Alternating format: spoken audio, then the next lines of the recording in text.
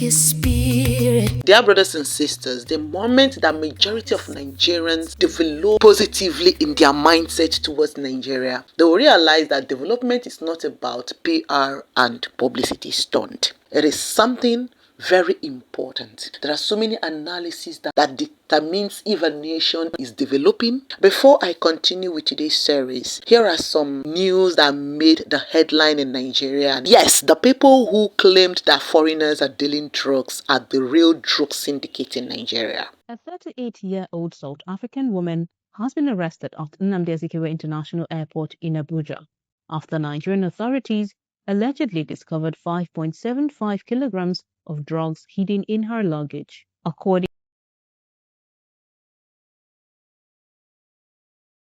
to the National Drug Law Enforcement Agency, the woman was traveling with her 3-year-old son when she was intercepted during routine checks at the airport. Officials said a search of her luggage led to the discovery of the suspected drugs, after which she was taken into custody for further investigation. When I posted about this, some South Africans started talking about Jolofina and not Jolofina. Is their brain so tacky that they do not really know the difference between a foreigner that married a Nigerian with a Nigerian child and their own person? It goes to show how terrible these people look the truth in the face and they lie. Did you notice that the Nigerian influential content creators in Ghana are no longer selling their Ghana versus Nigeria propaganda? They've shifted. Majority of them are now backing South Africans. So Ghana is no longer a selling point because the whole pitching Nigeria against Ghana brouhaha had already evaporated. People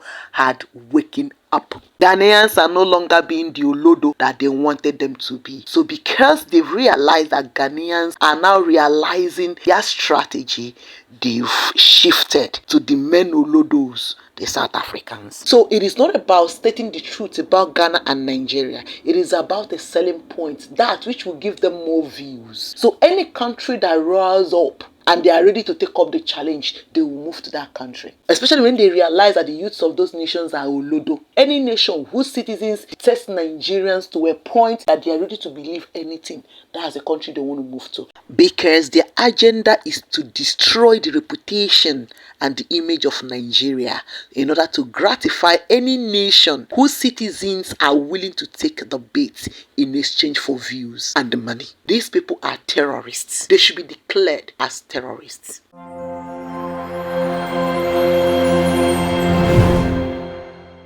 Back to today's series, dear brothers and sisters, there are so many good things happening. New stock market rebounds as investors gain 9.3 trillion naira in 5 days. And again, the Bloomberg named the Nigerian exchange as the best performing stock market globally in dollar-based returns. While tracking 92 global exchanges, Bloomberg reports that Nigeria equities have surged by 67% through 68% in dollar terms this year, overtaking South Korea due to the economic reforms, which is financially based. Financial institutions like the banks are bouncing back, the energy sector is bouncing back, our crude production is on the rise. See, Nigeria is currently a big deal. About 156 listed companies on the Nigerian Stock Exchange, and you can see how most of them have performed. MTN returned 58%, Dangote 71%, Aradel over 127%.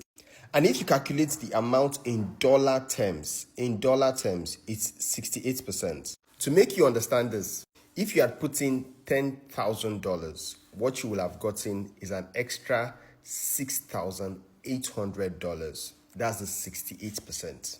If you are putting $100,000, you will have gotten about 68,000 extra. But why is this? What is happening in the NGX are a couple of factors. Some are good, some are bad. But let's talk about the mostly good ones. Number one, under the last administration, under late President Buhari, a lot of businesses faced difficult times, most companies. And coming into 2023, we're seeing things like this. MTN recorded a lot of loss due to FX policy.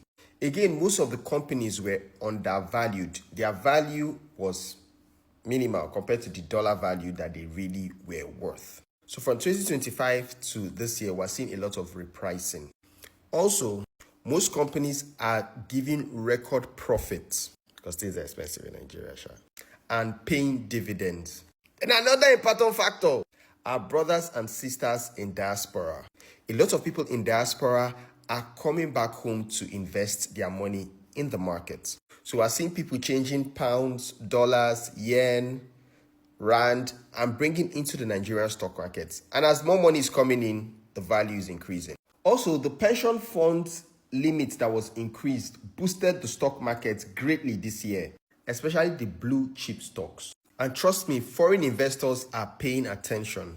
As I speak, the S&P Dow Jones Indices LLC said that it is considering reclassifying Nigeria as a frontline market from its previous status. And this move could draw more investment into one of the world's best performing equity markets this year, being Nigeria. Now, when we talk about investors, we are not only talking about some wealthy foreigners. An investor can be a citizen or a foreigner. And in the case of Nigeria, do you know that Nigerians are the ones building Nigeria? This is a rare phenomenon because in other nations, foreigners are their backbone. Foreigners are the ones stabilizing the economy of their nations. For example, if you go to the Western world, foreigners are their backbone. The immigrants are the backbone behind their stable economy. If you go to other neighboring nations in Africa, they are dependent heavily on foreign investors. However, in Nigeria, dear brothers and sisters, you will be shocked. Please watch the video I'm about to play. I want you to watch this video thoroughly.